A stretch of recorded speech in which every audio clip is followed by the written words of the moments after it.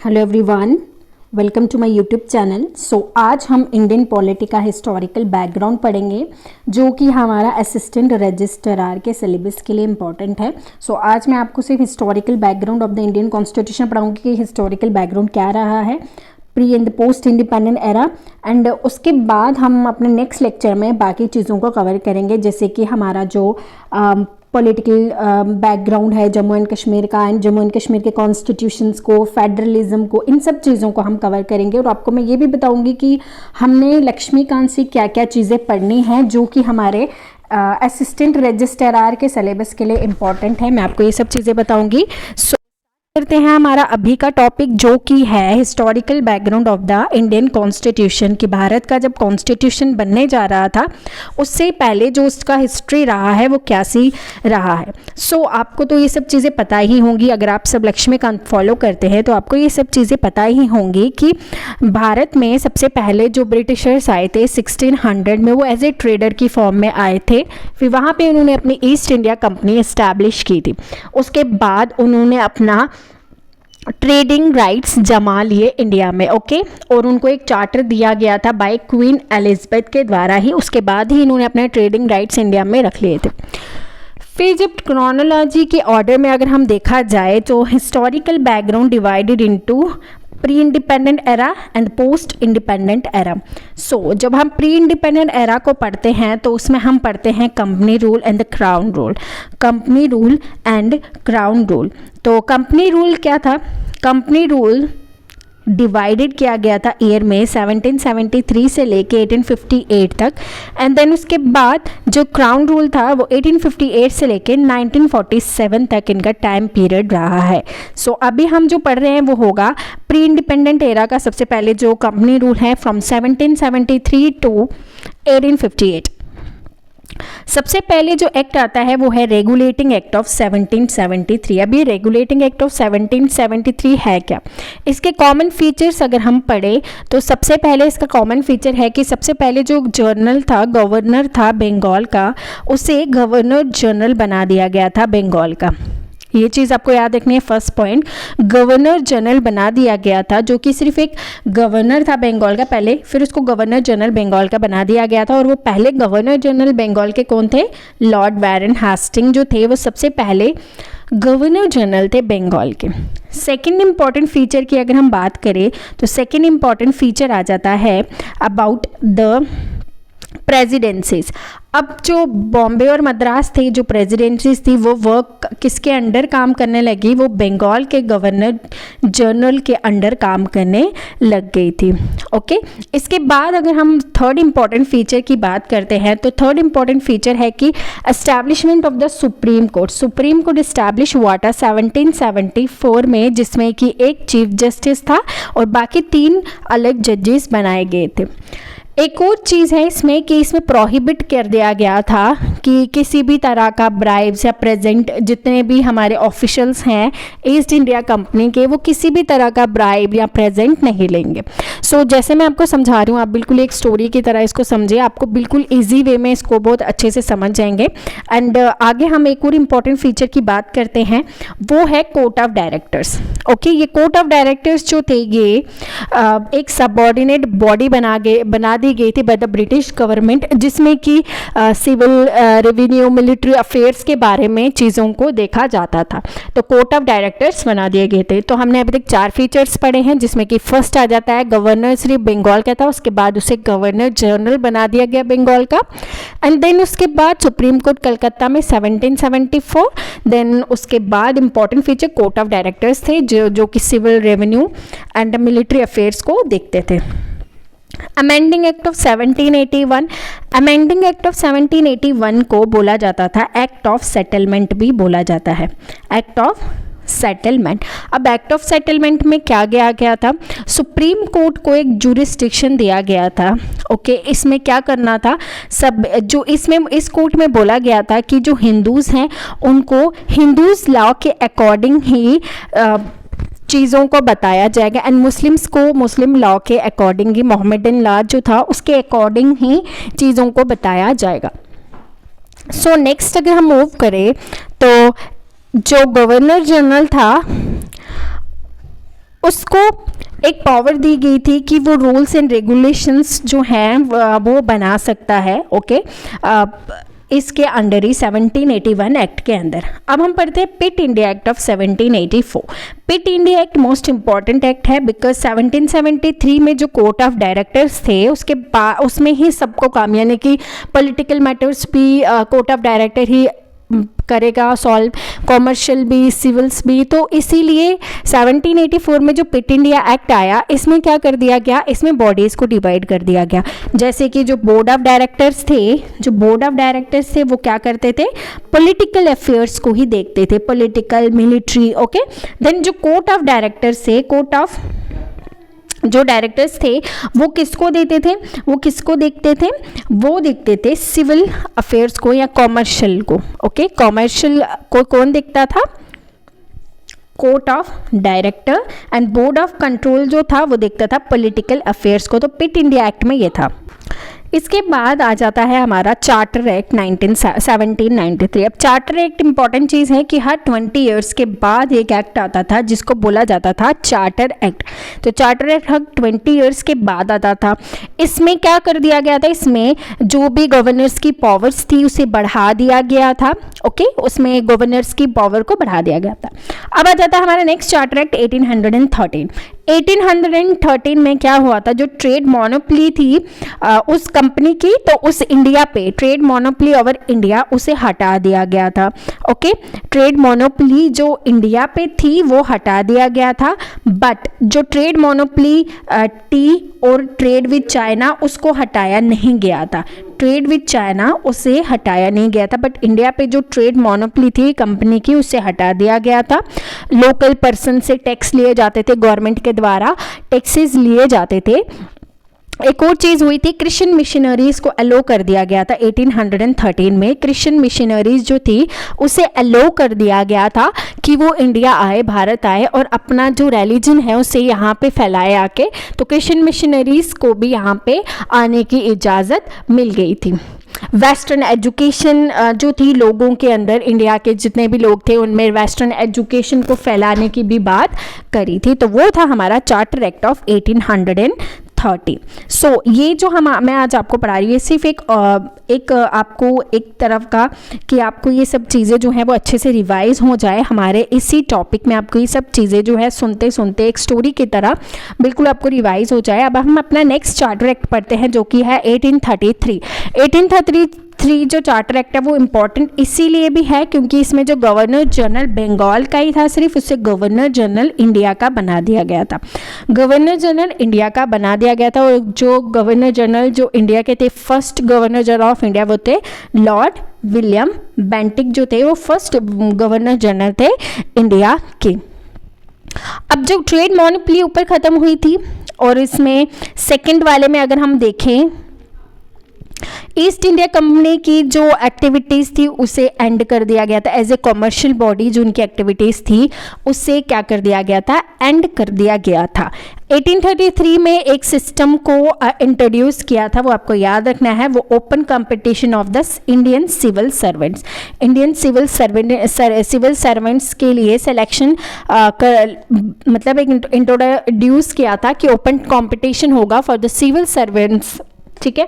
But उसमें कोई भी इंडिया का जो लोग थे उनको सेलेक्ट नहीं कर दिया गया था, उन्हें इंडियंस को उसमें डिबेयर्ड कर दिया गया था from holding any public office या कोई भी एम्प्लॉयमेंट अंडर द कंपनी। तो 1833 में सबसे पहले इंट्रोड्यूस हुआ था open competition for the Indian civil services, but उसमें कोई भी इंडियंस नहीं था, आपको ये पता होना चाहिए। देन हम मूव करते हैं 1853 जो हमारा कंपनी रूल का जो हमारा लास्ट एक्ट है वो है 1833 का एक्ट।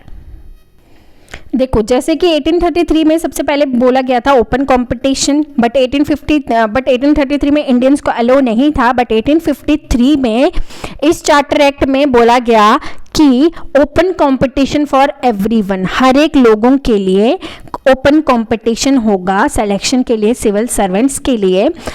इसमें सेपरेट लेजिस्लेटिव काउंसिल भी बना दी गई थी, लेजिस्लेटिव काउंसिल बना दी गई थी जिसको इंडियन लेजिस्लेटिव काउंसिल भी बोला जाता था। सेपरेट लेजिस्लेटिव काउंसिल बनाई थी जिसको इंडियन लेजिस्लेटिव काउंसिल भी बोला जाता था। ओके, तो उसके बाद एक कमेटी बिठाई गई थी, मैकेलवे कमेटी। ये कमेटी जो थी मैकेलवे कमेटी, आपको नाम याद होना चाहिए,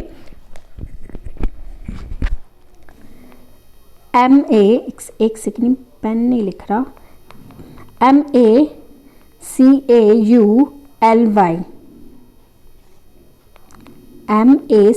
MACAULAY मैकेलवे कमेटी 1954 में ये कमेटी बिठाई गई थी for the Indian civil servants. 1854 में ये कमेटी बिठाई गई थी क्योंकि चार्टर एक्ट ऑफ 1853 में सबसे पहले बात की थी कि इंडियन सिविल सर्वेंट्स के लिए, जो सिविल सर्वेंट के इलेक्शन ये जो हो रहे हैं, सिलेक्शंस हो रहे हैं, ये सबके लिए होने चाहिए, ना कि सिर्फ ब्रिटिशर्स के लिए होने चाहिए। तो इसीलिए कमेटी बिठाई गई थी जिसको मैकेलवे कमेटी भी बोला जाता है। तो इसी कमेटी के तहत क्या हुआ था, इंडियंस को भी अलो कर दिया गया था कि वो सिविल सर्विसेज के एग्जाम्स दे सकते हैं। ये हमारा था प्री इंडिपेंडेंट एरा, जिसमें हमने देखा रेगुलेटिंग एक्ट ऑफ 1773 कि पहले कैसे कैसे कंपनी रूल खत्म होगा। अब कंपनी रूल खत्म हुआ वो कैसे, उसके भी रीजंस हैं, जो 1857 का जो रिवॉल्ट ऑफ 1857 हुआ था वो था। ओके, तो रिवॉल्ट ऑफ 1857 हुआ क्यों था, वो सब रीजंस आप मुझे कमेंट सेक्शन में बताएंगे। उसमें से एक रीजन मैं आपको बता देती हूँ जिसमें कि बोला गया था, तो रिवॉल्ट ऑफ 1857 के रीजन थे, पॉलिटिकल कॉजेज भी थे, इकोनॉमिक कॉजेज भी था। ओके, तो ये जो रिवॉल्ट है सबसे पहले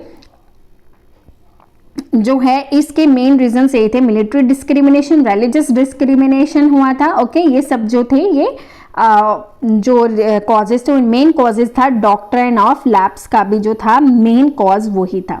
तो आपने मुझे कमेंट सेक्शन बताना है कि डॉक्ट्रिन ऑफ लैप्स किसने दिया है, कौन से ब्रिटिशर ने दिया है, अपने कमेंट सेक्शन में इसको याद रखना है। बिकॉज आप जितना कमेंट सेक्शन में बताओगे आपको उतनी चीज़ें जो है अच्छे से रिमाइंडर होती जाएंगी। आप इसको एक जो ये है आप इसको भी अच्छे से पढ़ सकते हो कि 1773 से लेकर 1857 तक क्विट इंडिया एक्ट में क्या हुआ था, चार्टर एक्ट में क्या हुआ था, चार्टर एक्ट 1853 में क्या हुआ था। अब आता है क्राउन रूल ऑफ 1858 से लेकर 1947 तक। इसमें क्या था, वॉइस रॉय बना दिया गया था। ओके, गवर्नर जनरल को हटा के क्या बना दिया गया था, वॉइस रॉय। 1858 में जो पहला government of India Act of 1858 आता है उसमें वॉइस रॉय बनाया था, जिसमें कि फर्स्ट वॉइस रॉय थे हमारे लॉर्ड कैनिंग। लॉर्ड कैनिंग कौन थे, हमारे फर्स्ट वॉइस रॉय थे। लॉर्ड कैनिंग कौन थे, फर्स्ट वॉइस रॉय। ओके, 1858 में जो एक्ट है इसको एक और नाम से बुलाया जाता है जिसको बोलते हैं act for good government. Act for good government भी इसे बोला जाता है। और इसी एक्ट ऑफ गुड गवर्नमेंट ने अबॉलिश किया था ईस्ट इंडिया कंपनी का जो रूल है उसे इंडिया में ख़त्म कर दिया था। और कौन सा रूल आया था, क्राउन रूल लाया था। और सारी जो पावर्स थी, अब जो ईस्ट इंडिया कंपनी के पास जो पावर थी वो सारी पावर किसके पास चली गई थी, ब्रिटिश क्राउन के पास वो सारी पावर्स चली गई थी। ओके, तो ये था एक्ट फॉर गुड गवर्नेंस बोला जाता है इसको। अब जो जितनी भी पावर इंडिया में जितनी भी पावर्स थी अब वो किसके हाथ में थी, अब वो थी क्राउन के हाथ में, और उसको हर मैजिस्ट्री बोला जाता है। एंड उन्होंने क्या कर दिया, अपना एक गवर्नर जनरल यानी कि वॉइसरॉय जो है अपना वहाँ पे रखा ताकि वो उनकी निगरानी में वो सारा जो इंडिया का काम है वो सब कर सके। तो सबसे पहले जो हमारे वॉइसरॉय थे वो थे लॉर्ड कैनिंग। तो लॉर्ड कैनिंग हमारे सबसे पहले वॉइसरॉय थे, 1858 एक्ट में आए। ओके, अब इसमें क्या कर दिया गया, अब जो वॉइसरॉय बनाया वो गवर्नर जनरल नहीं था, वो एक रखा था secretary of the India state का रखा गया था ताकि वो सारा जो एक रिस्पॉन्सिबल गवर्नमेंट बना सके। अब responsible government in the sense कि वो आंसरेबल है, उसको जो ब्रिटिश क्राउन है उन्हें आंसरेबल है कि क्या क्या चीज़ें यहाँ पे चल रही हैं। ओके, फिर इसके बाद इन्होंने एक 15 मेंबर्स की एक काउंसिल बनाते हैं। 15 मेंबर्स की काउंसिल बनाते हैं, यानी कि एक समझ लो कि एक कैबिनेट मिनिस्टर्स बनाए जाते हैं, सेक्रेटरीज बनाए जाते हैं, जो कि जो इंग्लैंड की पार्लियामेंट हो उसके आंसरेबल हो, उसको क्या हो, आंसरेबल हो, उसे बता सके कि हम क्या क्या चीज़ें जो है न्यू चीज़ें कर रहे हैं। लॉर्ड कैनिंग जो थे वो इंडिया के फर्स्ट क्या थे, वॉइसरॉय। एंड इसमें एक और चीज़ हुई थी, जैसे कि मैंने आपको बताया 1773 एक्ट में जो कोर्ट ऑफ डायरेक्टर्स थे उनको बनाया गया था। और अगर आगे हम आए स्पिट इंडिया एक्ट ऑफ 1784 में court of director and board of control को बनाया गया था, ताकि वो जो पावर्स हैं उन्हें डिवाइड कर सके और अच्छे से अपना जो काम है उसे कर सके। बट 1850 एक्ट में आते आते वो जो court of directors and board of control था उन्हें क्या कर दिया गया, उन्हें पूरी तरीके से एबॉलिश कर दिया गया था, उन्हें पूरी तरीके से एबॉलिश कर दिया गया था। और एक नया ऑफिस बनाया, सेक्रेटरी बनाए स्टेट्स के, ताकि जो पूरी इंडिया की एडमिनिस्ट्रेशन की जितने भी पावर्स हैं उनके हाथ में दिया जाए, ताकि वो अपने तरीके से उनको वहां पे काम कर सके। अब आता है कौंसिल एक्ट। अब कौंसिल्स एक्ट आते हैं 1861। सबसे पहला India council act of 1861, India council act of 1861। Indians जो थे वो नॉन ऑफिशियल मेंबर थे इस कौंसिल के। 1862 में लॉर्ड कैनिंग ने 3 इंडियंस को नॉमिनेट किया लेजिस्लेटिव काउंसिल से। जैसे कि मैंने आपको 1850 जो एक्ट था उसमें बताया था, 1700 एंड समथिंग में मैंने आपको बताया था कि एक जो है एक लेजिस्लेटिव काउंसिल बनाई, जो कि हमने पढ़ा था 1853 एक्ट में हमने जो पढ़ा था कि यहाँ पे इंडियन लेजिस्लेटिव काउंसिल को बनाया था। 1861 एक्ट में क्या क्या चीज़ें हुई थी कि इंडियन नॉन ऑफिशियल्स मेंबर को लॉर्ड कैनिंग ने नॉमिनेट किया। 1862 में 3 मेंबर्स को लॉर्ड कैनिंग ने, 3 इंडियंस को लॉर्ड कैनिंग ने लेजिस्लेटिव काउंसिल्स के लिए क्या किया, नॉमिनेट किया या फिर अपॉइंट किया। अब वो 3 मेंबर्स कौन थे, उनके नाम याद रखने हैं। राजा ऑफ बनारस, राजा ऑफ बनारस, ये पेन अभी लिख नहीं रहा है, मैं ऐसे आप बोल भी दूंगी तो आप अच्छे से लिख लीजिएगा। Maharaja of Patiala, Maharaja of Patiala. और तीसरा कौन था, सर दिनकर राव। सर दिनकर राव, ये 3 जो थे इनको नॉमिनेट किया गया था बाय लॉर्ड कैनिंग, यानी कि जो वॉइसरॉय थे उन्होंने नॉमिनेट किया था फॉर द लेजिस्लेटिव काउंसिल्स के लिए। इन 3 मेंबर्स को नॉमिनेट किया था। इसके बाद क्या हुआ था, पोर्टफोलियो सिस्टम को इंट्रोड्यूस किया गया था। लॉर्ड कैनिंग के द्वारा ही पोर्टफोलियो सिस्टम जो था उसे इंट्रोड्यूस किया गया था। जो वॉइसरॉय की पावर थी उससे ज़्यादा इंक्रीज हो गई, डिसेंट्रलाइजेशन स्टार्ट हो गया था। यानी कि जो डिसेंट्रलाइजेशन स्टार्ट हुआ था, इसका मतलब है कि जो बंगाल और मद्रास की और बॉम्बे की जो पावर्स थी वो सिर्फ एक ही लॉर्ड कैनिंग के पास ही थी, बट उन्होंने क्या कर दिया गया, पावर को डिसेंट्रलाइज कर दिया। यानी कि बंगाल की पावर बंगाल की, मद्रास की पावर्स, ये सब जो हैं उधर एक एक जो सेक्रेटरी हैं उन्हें अपॉइंट कर दिया गया, ताकि वो अपनी पावर्स को इस्तेमाल कर सके। ओके, ईस्ट इंडिया कंपनी जो थी वो पूरी तरीके से एक एडमिनिस्ट्रेटिव बॉडी बन गई। फर्स्ट स्टेप का जो था सेंट्रलाइजेशन का, वो 1773 से स्टार्ट हुआ। सेकेंड स्टेप जो था वो 1861 से स्टार्ट हुआ, डिसेंट्रलाइजेशन का। सेंट्रलाइजेशन का मतलब क्या होता है, सेंट्रलाइजेशन का मतलब होता है कि पावर जो थी वो सिर्फ एक ही इंसान के पास थी, जैसे कि हम पढ़ रहे थे ऊपर, वो सिर्फ बंगाल के पास थी। But Indian council act of 1861 में क्या चीज हुई थी, डिसेंट्रलाइजेशन ऑफ पावर हुआ था। यानी कि जो वॉइसरॉय थे लॉर्ड कैनिंग, उन्होंने क्या किया था, पावर को डिसेंट्रलाइज करके बंगाल की पावर, मद्रास की पावर, बॉम्बे की पावर्स, उनको सब को अलग अलग कर दिया गया था। वहां पे कुछ सबऑर्डिनेट्स को अपॉइंट किया था ताकि वो अपनी पावर को वहां पे इस्तेमाल कर सके। देन उसके बाद थर्ड स्टेप ऑफ डिसेंट्रलाइजेशन हुआ था 1935 से लेके 1937 तक। ओके, अब 1892 काउंसिल एक्ट जो था, इसमें लेजिस्लेटिव काउंसिल के जो मेंबर थे वो बढ़ चुके थे। अब वो मेंबर्स जो थे वो बढ़ चुके थे। रिकमेंडेशन बताई गई थी लेजिस्लेटिव काउंसिल को कि एक कॉमर्शियल बॉडी को अपॉइंट किया जा सके। ओके, और फिर उसके बाद क्या चीज़ें हुई थी, उसके बाद आया था कि जो प्रोविंशियल लेजिस्लेटिव काउंसिल्स थे या ट्रेड एसोसिएशन यानी यूनिवर्सिटीज़ के द्वारा उनको भी अपॉइंट किया जाता था। ये सब जो था ये था हमारा 1892 एक्ट। अब 1909 एक्ट मोस्ट इंपॉर्टेंट है, इंडियन काउंसिल एक्ट ऑफ 1909। इसको मॉर्ले मिंटो रिफॉर्म भी बोला जाता है। मॉर्ले जो थे, लॉर्ड मॉर्ले जो थे वो सेक्रेटरी थे एंड लॉर्ड मिंटो जो थे वो वॉइसरॉय थे। लॉर्ड मिंटो जो थे वो क्या थे, वॉइसरॉय थे। सेंट्रल लेजिस्लेटिव काउंसिल के जो मेंबर थे वो 16 से लेके 60 तक अब वो इंक्रीज हो गए थे। ओके, और सेपरेट इलेक्टोरेट सिस्टम भी यहाँ पे इंट्रोड्यूस हुआ था। सेपरेट इलेक्टोरेट सिस्टम कहाँ पे, या फिर उसे कम्युनल इलेक्टोरेट भी बोलते हैं। और फादर ऑफ कम्युनल इलेक्टोरेट कौन थे? Lord Minto. लॉर्ड मिंटो कौन थे? Father of communal electorate. इसमें क्या था? अब कम्युनल इलेक्टोरेट सिस्टम होता क्या? आप सब बोलेंगे कि कम्युनल इलेक्टोरेट सिस्टम होता क्या है। कम्युनल इलेक्टोरेट सिस्टम होता है कि अगर कोई मुस्लिम जो है वो इलेक्शन के लिए खड़ा हो तो उसको सारे जो वोटर्स हैं वो मुस्लिम वोटर्स ही उसको वोट देंगे, बाकी जो है अपनी अपनी कम्युनिटी को ही सब वोट देंगे, हिंदूज को, सिख को, ये सब चीज़ें ऐसे थी कम्युनल इलेक्टोरेट सिस्टम। फिर इसके बाद जो हमारा आता है act 1919 Montague Chelmsford reform act भी बोला जाता है। ओके, मॉन्टेग जो थे, चेम्सफोर्ड रिफॉर्म्स एक्ट में क्या हुआ था? सेपरेट लिस्ट बनाई गई थी। सेपरेट लिस्ट यानी कि लेजिस्लेटिव लिस्ट बनाई गई थी। ओके, लेजिस्लेचर लिस्ट बनाई गई थी बट एग्जीक्यूटिव लिस्ट नहीं बनाई गई थी। जैसे फेडरल लिस्ट या प्रोविंशियल लिस्ट ये बनाई गई थी। फेडरल लिस्ट को दो लिस्ट में डिवाइड कर दिया गया था, एक रिजर्व्ड, एक हो गई थी ट्रांसफर्ड, रिजर्व्ड एंड ट्रांसफर्ड, और एक थी प्रोविंशियल लिस्ट को डिवाइड कर दिया गया reserved and transferred, but federal list जो थी वो सेंट्रल लिस्ट थी। ओके, अब जो रिजर्व लिस्ट थी इसको कौन एडमिनिस्टर करता था? रिजर्व लिस्ट को एडमिनिस्टर करता था गवर्नर, और उसके जो मिनिस्टर्स थे वो उसको करते थे, रिस्पॉन्सिबल थे लेजिस्लेटिव काउंसिल के। यानी कि रिजर्व लिस्ट के जो फंक्शंस है वो कौन देखता था? गवर्नर और उसके रिस्पॉन्सिबल मिनिस्टर।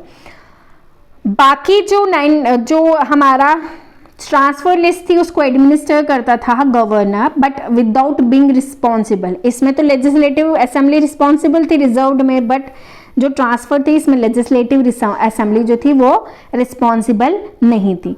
इसमें इंट्रोडक्शन हुआ था, इसको डायरकी भी जो था वो भी इंट्रोड्यूस हुआ था। डायरकी का मतलब क्या होता है? 1919 में हुआ था। डायरकी का मतलब होता है dual form of government. Dual form of government होता है डायरकी का मतलब।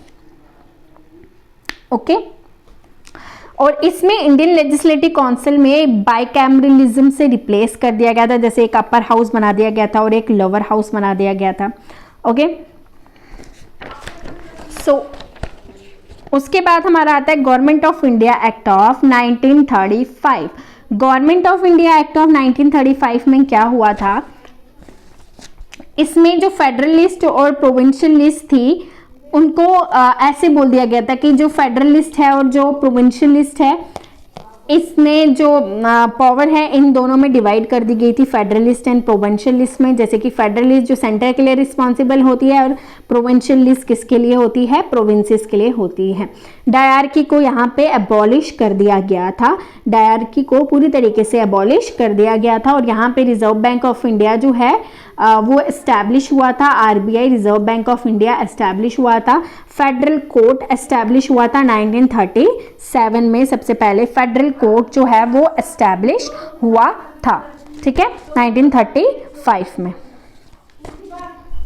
सो अगर मैं आपको 1919 गवर्नमेंट ऑफ इंडिया एक्ट की बात करती हूँ तो 1920 में एक और चीज़ आई थी जिसको हम बोलते हैं क्या? Non corporation movement. Non corporation movement आई थी 1919 के अगेंस्ट। 1919 के अगेंस्ट कौन सी मूवमेंट आई थी? नॉन कॉर्पोरेशन मूवमेंट आई थी। अब 1919 एक्ट में हुआ क्या था जो नॉन कॉर्पोरेशन मूवमेंट आई थी? 1919 में जो भी प्रोविंशियल स्टेट्स थी एंड जो प्रिंसली स्टेट्स थी, प्रोविंशियल स्टेट्स क्या चाहती थी कि हमें क्या मिले? पूरी तरीके से ऑटोनॉमी मिल जाए, हमें डोमिनियन स्टेटस मिल जाए। बट जो ब्रिटिशर्स थे वो डोमिनियन स्टेटस नहीं देना चाहते थे, उन्होंने उसके नाम पे डायरची जो है वो पकड़ा दिया था। डायरची यानी कि डुअल फॉर्म ऑफ गवर्नमेंट। इसका मतलब होता है कि लिमिटेड ऑटोनॉमी आपको मिलेगी। बट जो प्रिंसली स्टेट्स थी वो कभी नहीं चाहती थी कि हमें कोई भी तरीके की ऑटोनॉमी मिले, क्योंकि प्रिंसली स्टेट्स के पास खुद की ऑटोनॉमी थी, वो वो अपने एरिया के आसपास रूल्स एंड रेगुलेशन बना सकते थे, बट अपने एरिया के बाहर नहीं बना सकते थे। तो बट अगर डायरकी वो इस्टेब्लिश कर लेते या डोमिनेंट स्टेटस के खिलाफ लड़ते, जो उनका अपना जो मतलब अपने एरिया के आसपास जो वो रूल्स रेगुलेशन बना सकते थे, फिर वैसे भी नहीं बना सकते थे। इसीलिए वो नहीं चाहते थे कि हम किसी भी तरीके से हमें डोमिनेंट स्टेटस चाहिए। बट बाकी जो प्रोविंशियल स्टेट्स थी जो चाहती थी कि हमें डोमिनेंट स्टेटस चाहिए, तो उनके नाम पे उनको डायरकी पकड़ा दिया गया था। उसी के अगेंस्ट एक मूवमेंट चलाई गई थी 1920 बाय महात्मा गांधी, जिसको हम नॉन कॉपरेशन मूवमेंट भी बोलते हैं। तो नॉन कॉपरेशन मूवमेंट तो चली, बट उसके बाद चोरा चोरी इंसिडेंट हो गया, नॉन कॉपरेशन मूवमेंट खत्म हो गई। फिर एक कमीशन बिठाई गई थी 1927 में, जिसको बोला जाता है साइमन कमीशन। साइमन कमीशन बिठाई गई थी ताकि वो रिवाइव कर सके 1919 एक्ट को। तो साइमन कमीशन जो थी 2 साल के बाद बिठाई गई थी। ओके, तो उसके बाद जॉन साइमन जो थे उसको हेड कर रहे थे, ठीक है, बट उसमें कोई भी इंडियन नहीं था, इसीलिए यहाँ पे क्या कर दिया गया था, इसको भी क्या कर दिया गया था, बाइकआउट कर दिया गया था। और इसको इन्होंने अपने एक वाइट पेपर कॉन्स्टिट्यूशनल रिफॉर्म्स लिख दिया था, और इसको ही government of India Act of 1935 बोला जाता है। तो ये थे हमारा crown rule and pre independent era, जिसको मैंने आपको बिल्कुल ही ब्रीफ में समझा दिया है, ताकि आपको बिल्कुल एक स्टोरी की तरह समझ आ जाए कि हमारा जो प्री इंडिपेंडेंट एरा था उसमें कंपनी रूल का क्या रूल था एंड क्राउन रूल का क्या रूल था। इसके बाद जैसे यहाँ पे लिखा हुआ है, रिप्रेजेंटेटिव गवर्नमेंट आई थी, सेपरेशन ऑफ पावर हुआ था, इंडियन सिविल सर्वेंट्स आए थे, सुप्रीम कोर्ट आया था। आप जब पढ़ते हो तो इसी तरीके का एक माइंड मैप बना दिया करो, ताकि आपको बहुत ही अच्छे तरीके से आए। एंड अगर आपको इस तरीके के क्वेश्चन आए कि चार्टर एक्ट कौन से थे, वो 1813, 1833 एंड 1853। इंडियन कौंसिल एक्ट, ऐसे भी क्वेश्चन आते हैं कि इनमें से इंडियन कौंसिल एक्ट कौन सा है, 1861 है, 1892 है, 1909 है। गवर्नमेंट ऑफ इंडिया एक्ट कौन से थे, 1858, 1919, 1935। तो ये ईयर मैंने भी ऐसे लिख दिए हैं ताकि आपको एक अच्छे से पता चल जाए कि इंडिया इंडिपेंडेंट एक्ट जो है वो किस तरीके से पूछा जाता है क्वेश्चंस। सो इसके बाद जो वाला है ये हम कल पढ़ेंगे अपने नेक्स्ट लेक्चर में। अभी के लिए इतना ही, मिलते हैं नेक्स्ट लेक्चर में। Thank you and bye bye.